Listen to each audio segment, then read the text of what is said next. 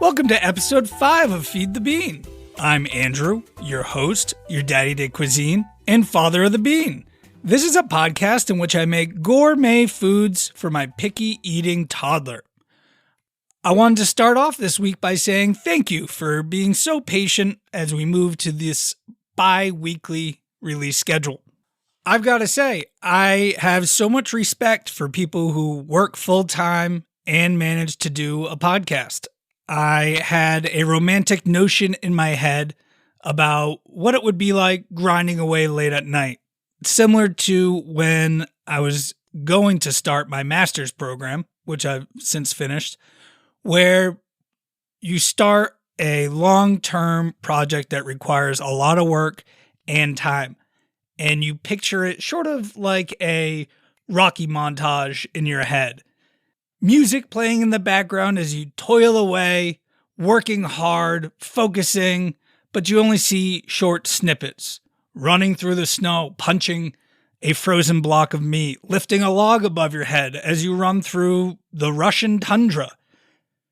And that sort of romanticizes the hard work.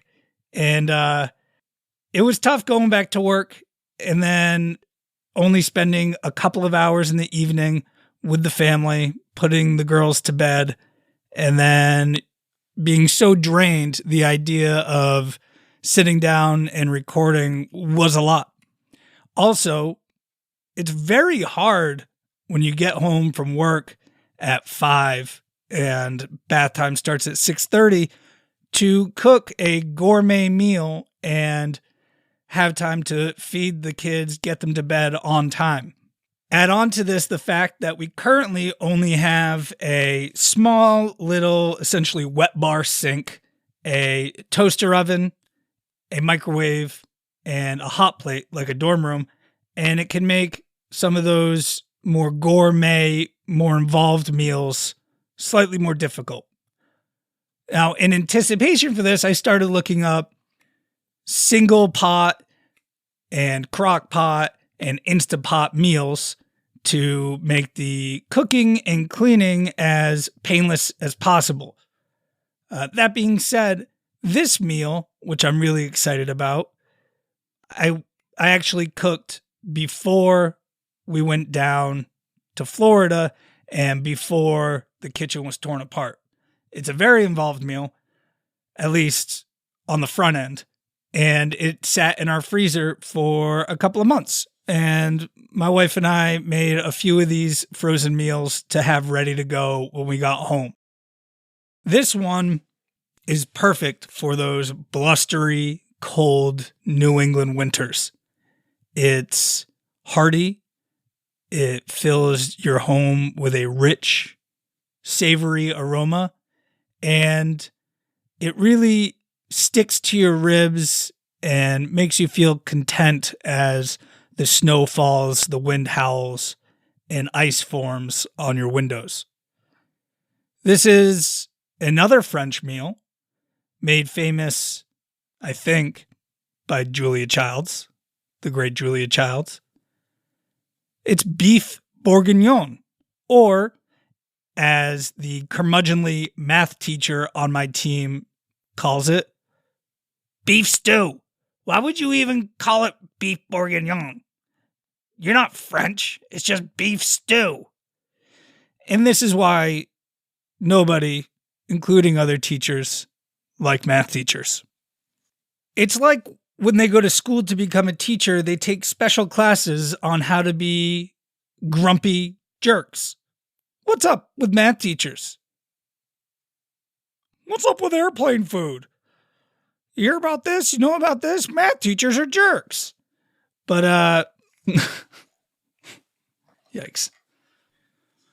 But really, it takes a special kind of person to teach math to children. They don't want to be in school to begin with, and many of them, the last place they want to be is in math class. So not only do you have to teach them something critically important to their future, but you have to teach them against their will, even more so than other subjects. So I guess they have to be grumpy. They have to be a curmudgeon. They have to be intractable, because otherwise they would quit immediately. That would be such a frustrating subject to teach. The content we just recently covered in my class was density, taking the mass and dividing it by the volume. And I was pulling my hair out, trying to just teach the kids that you don't always divide the larger number by the smaller number. You can wind up dividing the smaller number by the larger number. It's called a fraction. Convert it to a decimal. There you go. Didn't matter that we did it for 3 weeks. They were still dividing the larger number by the smaller number every time. I understand why every male math teacher I've ever met has been thinning up top. Because they pull their hair out, and the stress of the job makes the rest fall out that they haven't yanked out of their head. So God bless those curmudgeonly old schmucks. But back to the beef bourguignon and cooking it ahead of time and leaving it in the freezer. One of the best parts about beef bourguignon is that I've found the longer it sits in its sauces, the more flavorful it grows, especially the meat. And that goes even for freezing it after you cook it and saving it for later. I often comment to my wife that the beef bourguignon is by far better on the second or third day. I'm not going to get too in depth on the recipe here because it is essentially a French beef stew and it was made famous by Julia Childs. And how am I going to describe a recipe better than Julia Childs can? Plus, most people listening probably have an old copy of a Julia Childs cookbook somewhere in their kitchen if they're old. If you're younger, you can just Google Julia Childs beef bourguignon. I will say it's important to get the beef cubed down to a good size. You sear it around the outsides, chop up the bacon into small pieces, and crisp that up. Julia Child's recipe calls for carrots in the stew among the other vegetables, which is something I typically omit because why include carrots if you don't have to? They're gross. At best, you get a mushy carrot that falls apart in your mouth and vaguely tastes like the delicious broth in the rest of the stew. At worst, it's still just a freaking carrot. Who needs it? Also, the recipe calls for, frankly, what I would call a limited amount of garlic. And don't do that. You don't measure garlic cloves based on a recipe. You do it with your heart. And if someone ever tells you you have too much garlic, ask them to leave your house immediately. You don't need a person like that in your life. They're bringing you down. Their negativity is unwarranted, unsolicited, and frankly uncalled for. You don't need to put up with them. Make better friends. Make garlic friends. As with all meals that include them, my absolute favorite part of this meal is the mushrooms.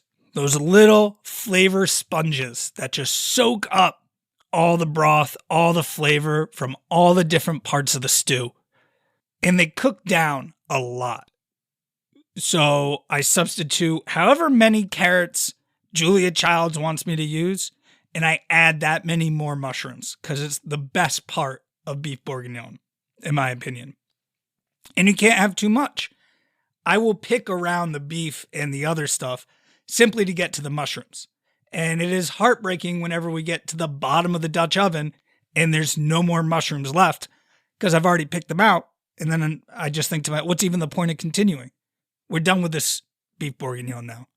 It's over. It's gone. Sad day.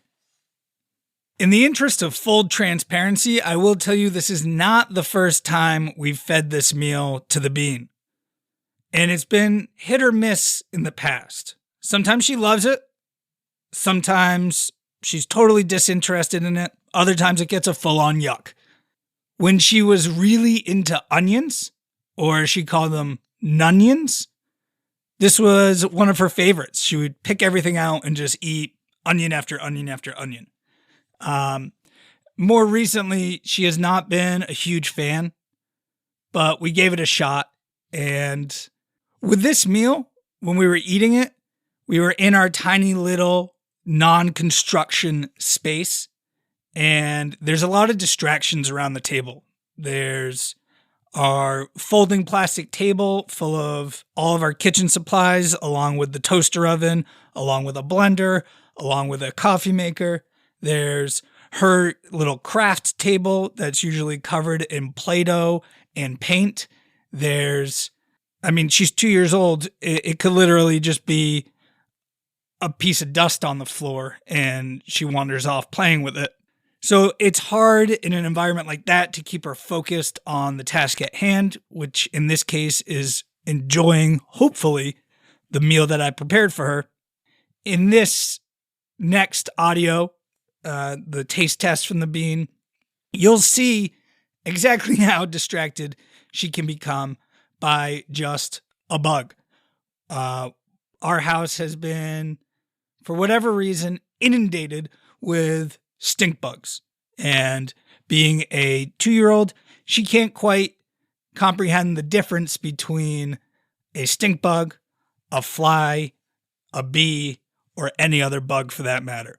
So what you're going to hear is the bean trying to protect our food from this bug and shoo it away.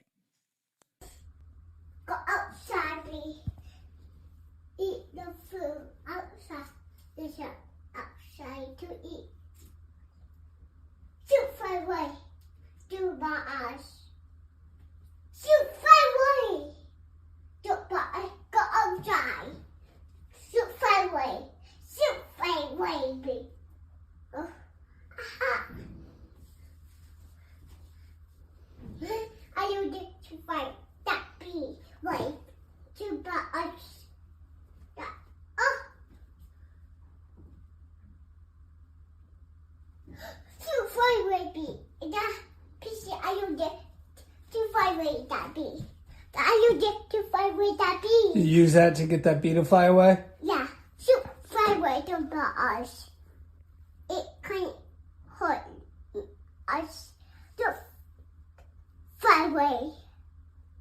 You can't bite us. Shoot fly away. Shoot fly away. Don't get in there. Don't shoot fly away. Don't bite us. Shoot fly away. Don't bite us. Don't get in there. Shoot fly away. Shoot fly away.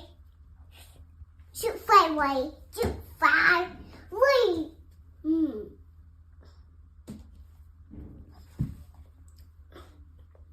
Shoot fly away. Shoot fly away. By the time the bean actually convinced the bug to shoo, fly, and not bother us, we were basically out of time for dinner. It was bath time. Time to read, time to go to sleep. So what we ended up doing instead was providing the bean with a spread of strawberries, cashews, blueberries, I think some cheese puffs, some pirate booty. Basically anything she could shove in her tiny little mouth before it was bedtime. So rest assured, she did actually have the equivalent of a full meal, just not the one I had prepared for her. Given the bean's indifference to dinner and the fact that there's such limited time in the afternoon after work, taking care of the girls and then trying to get them to bed, I think I might switch up either next episode or the one after and do a special breakfast episode in which I make one of my absolute favorite breakfasts, crepes. Sweet crepes, savory crepes, all the crepes you could want. I'm hoping that maybe given a different time of day, we'll have more success. We've been told numerous times by daycare that they are amazed at how good of an eater the bean is. They even joked that they would take her out to any restaurant, that they've never seen a kid eat like that. And I said, I'm a little worried about this daycare because I think you're mixing up the children again. Mine is a curly-haired one that screams instead of eats. And they assure me, no, it's the bean. It's your daughter. I'm looking at her right now. So maybe given a change of time will change the outcome a little bit. So look out for that. And all that being said, here comes the spiel about following us on Instagram at Feed the Bean Podcast, on Twitter at Feed the Bean. You know, we're not advertising. Word of mouth is how word gets around, as it were. So share with a friend if you've enjoyed. If you haven't enjoyed, just silently press pause and don't tell anyone that you even tried it out. All right? Good word of mouth we're looking for here. All right? Do me a favor. Nice things. As the hippie girl from my high school used to say, good vibes only, please. So until next time, I'm your Chef Daddy.